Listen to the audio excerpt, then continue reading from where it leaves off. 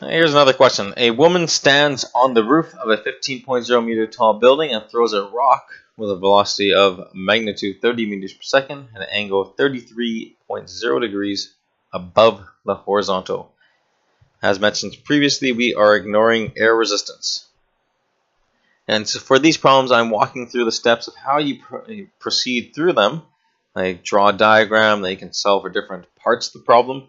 However, in a test or quiz situation, you'll probably not be given these guiding questions. So you need to be able to go through the process on your own. So here's a building. And we have a person on top of that building.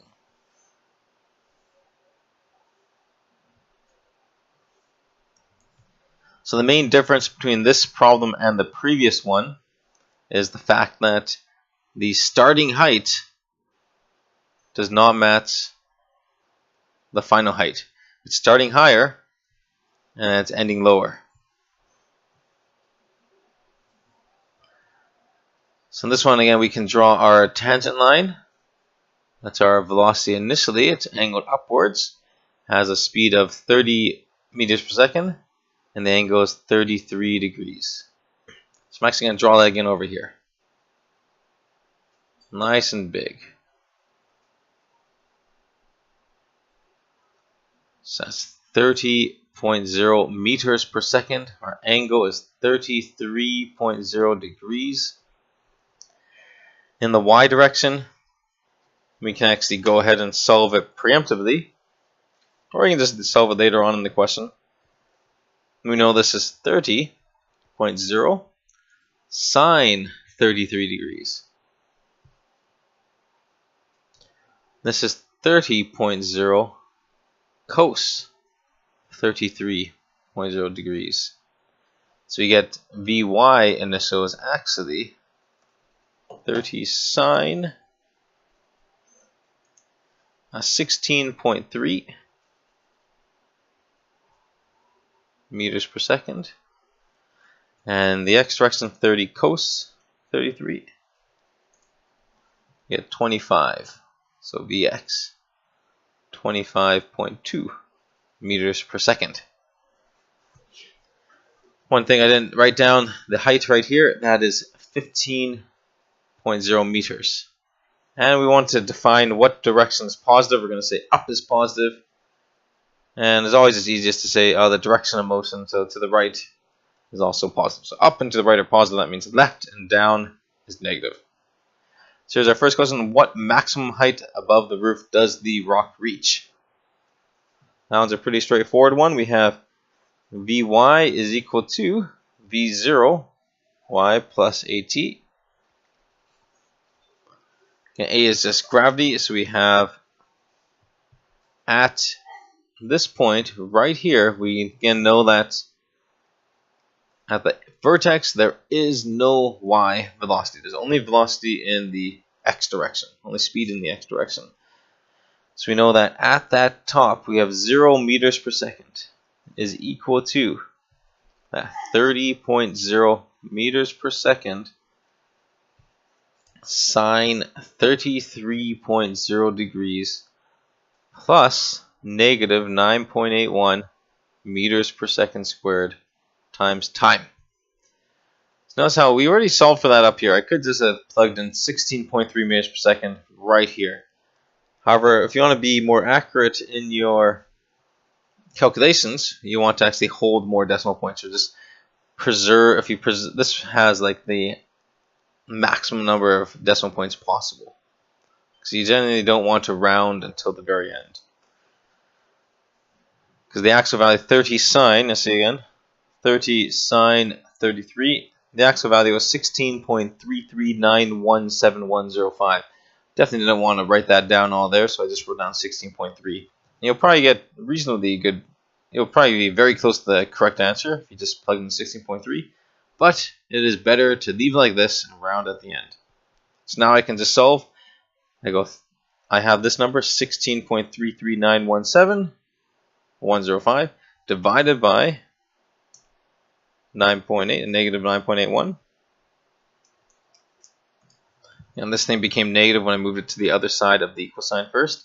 So we get t is equal to 1.6. Well, let's write out 6.65563 seconds. That will round to 1.67 seconds.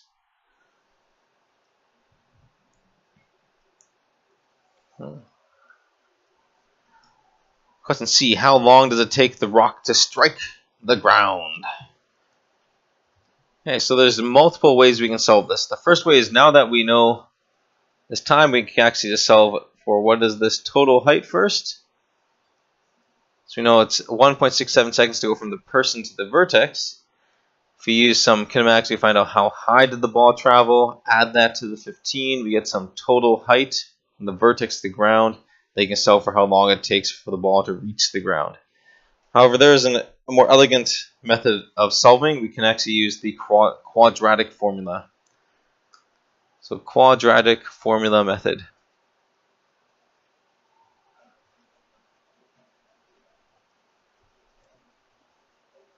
I'll show you how that works right now. And we have this equation, dy is equal to v0y times t plus 1/2 at squared. Now, for us to use the quadratic formula, let's see if we first remember it. We need to get an expression in the form of ax squared plus bx plus c, and that must equal to 0. Once we know that, we can then say, okay, our quadratic formula is negative b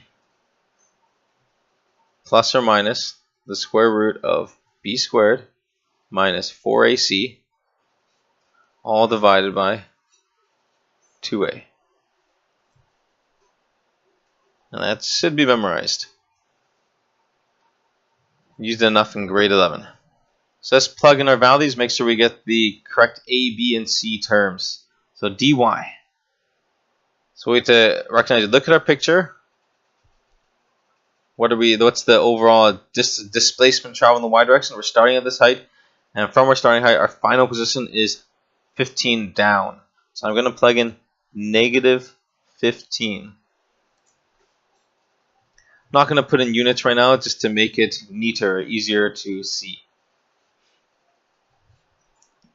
Our Vy, I'm just going to use that 16.3. Again, if I was actually doing it, I would store numbers and keep more decimal points, but just to make it as easy as possible. Right now, we can see that the initial velocity is upwards, so it's positive 16.3 meters per second. I'm going to write down t. Plus 1/2, gravity is negative 9.8.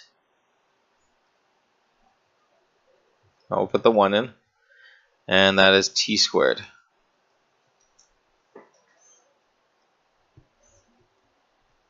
So the big difference we see right now is that our variable is t instead of x. So we're going to rewrite this to make it look like in that form, ax squared plus bx plus c. But in this case, it's going to be at squared plus bt plus c. So let's write it again. Negative 15 is equal to 16.3t, and that's going to be minus 4.905 t squared.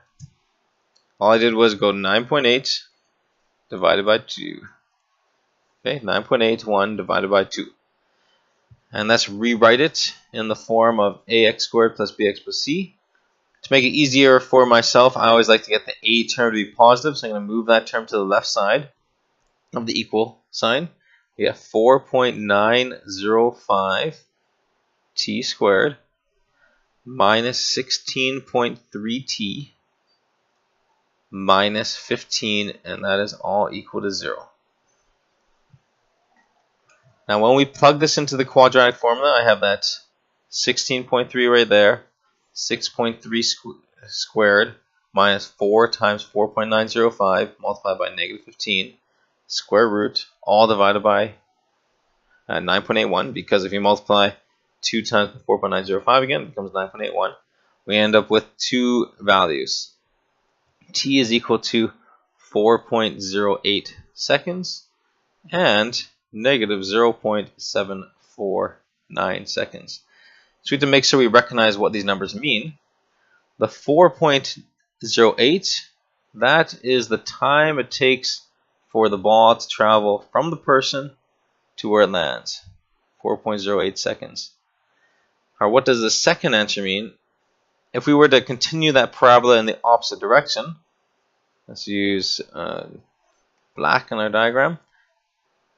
So if the person had actually thrown the ball downwards at that angle, so if the person threw the ball downwards at 30 meters per second, 33.0 degrees below the horizontal, the amount of time it would have taken to hit the ground would have been 0.749 seconds. So in this case, our question was saying when the person throws the ball upwards. But we could have just as easily solved for what would happen if the person threw the ball down. I'm going to continue question D and E in the next video.